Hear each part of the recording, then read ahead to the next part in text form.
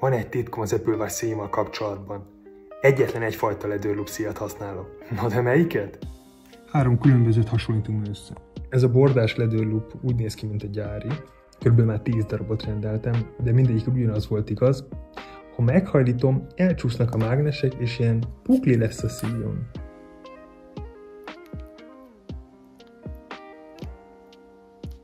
Ebből a bordás ledőrlup szíjból van szilikonos verzió is, de sose viseltem. Azért, mert ez is pont olyan puklis, mint az első. Ráadásul érezhetően gyengébb a mágneses erő.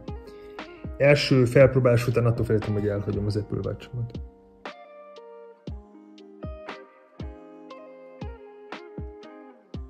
A legjobb, egy igazi bombaszíj következik, ami természetesen a kedvencem, ez az egyszínű ledőrlup. Könnyen, mint az első 2 bordás, mágnesessége erősebb, tökéletesen felveszi a csuklón formáját. És sosincs pukli. Kombináld a színeket, hogyha még stílusosabb akarsz lenni, például kéket a barnával, vagy szürkét a feketével.